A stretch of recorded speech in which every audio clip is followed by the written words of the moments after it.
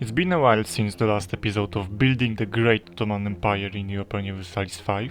Today's goal is to scale that economy and base tax, and maybe conquer some new lands. I am stacking centralization bonus, so I'm removing communal lands. I couldn't really stop the revolts to load, so the Albania revolted, and the Croatian patriots revolted as well, and it was pretty weird, because the Croatia joined as well, and so I have annexed them both, and later released as my vassals.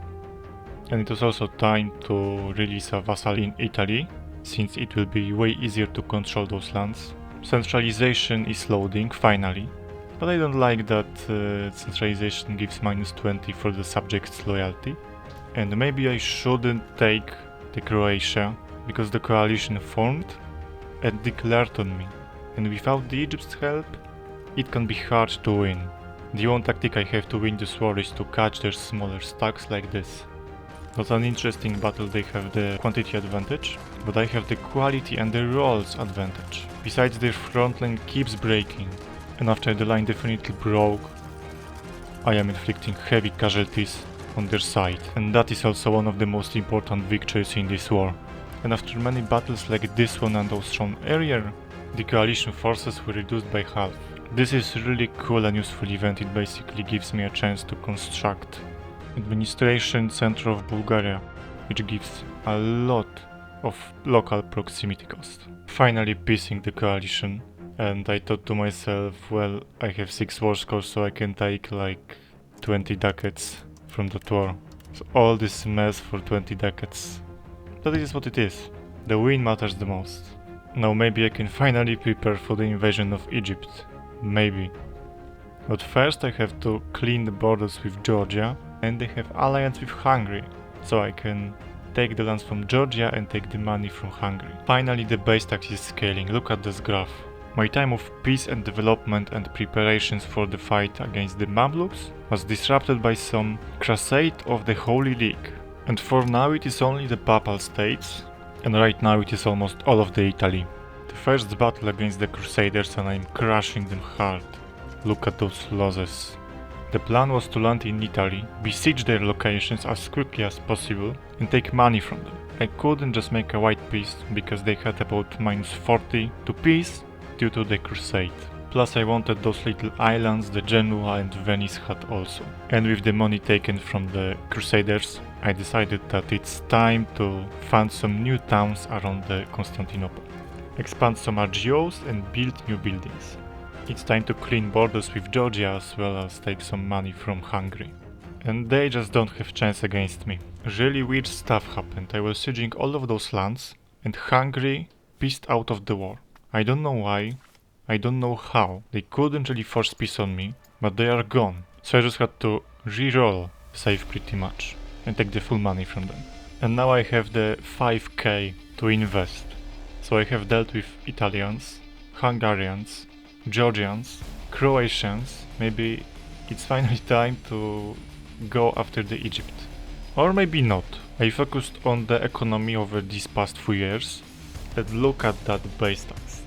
It was time to choose the Age of Reformation focus.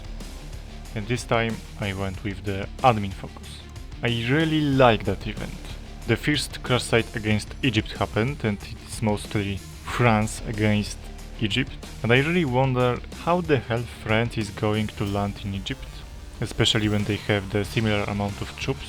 The Wrath of the Janissaries, the event that basically makes me lose my current ruler, so I said no, and it was finally time to declare on Egypt. I wanted to do way sooner, and immediately after 20k of Egyptian levies went for the Tour de Ottoman Empire and suffered heavy losses due to attrition. About 1000 a month. Didn't really record that, but I wiped those 20k, and overall they lost 40,000 troops already. It can be really interesting battle. That's my standing army, attacking the levies army. I should have the roll advantage, and the losses are devastating. But not for me. Mamluks did really bad move not recruiting any standing army. And they are down to 40,000 troops only. Remember that rebels from the Far East? They revolted again, That's crazy. That's how the peace deal looks like, all of these lands plus money. And now it's time to focus on the economy. I have unlocked cabinet laws and of course I went for the dynastic administration. The most important thing is progress to centralization and -10 estates power from that law. That's the really game-changing event. I get Sultanate of Women, which gives building cost -10% for 50 years. And after the lost war, the Mamluks indeed built some standing army.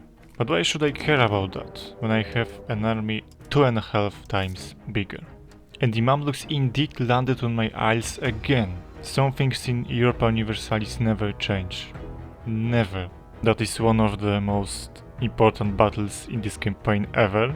Like, they lost 7,000 troops and I've gained 65. And so the Egypt army was reduced to ashes. This deal looks like this. I really wanted to take Damascus to control the Damascus trade. It should really boost my economy. And it surely did. 150 ducats of income from trade. The Damascus market alone is even worth more than Constantinople market. I can build an observatory which gives me boost to monthly research progress. This is a really cool event. 14 research progress. 3 months have passed and I have this event again. In the meantime, Mamluks landed on my isles again. Cretan Rhodes this time, instead of defending their territories.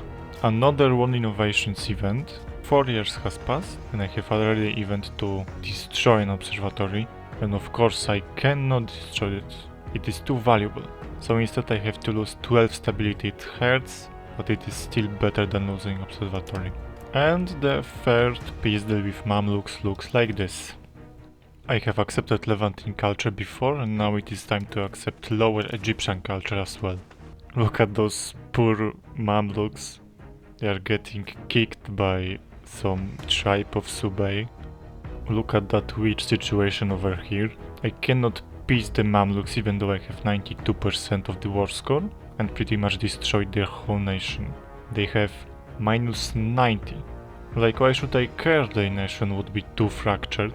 I won the war and now I have to waste even more time to fully occupy them. So now with the 100% of the war score I can take what I want. And right now I'm pushing towards 1000 of income. I have unlocked tier 2 roads and I'm trying to build them everywhere. It is kinda hard since I have so many locations, but my tax base is skyrocketing thanks to that. Situation War of the Religions formed and I'm really curious who will be victorious over here. By the way, look at the Netherlands flag. Taking locations around the Mamluks capital is really costly. I mean, look at that. 75% of the war score for only province with a capital. That's mostly because look at those population map mode over here. And the development as well. It is really tedious to take anything from them. The city of Alexandria alone is 34% of war score. And I'm taking only those locations, I cannot take anymore. So it's time for statistics at the end. That's how the economy looks like, and the tax base. Almost 260 from trade alone. But the number of rebel factions makes me not want to continue the campaign. See how many there are?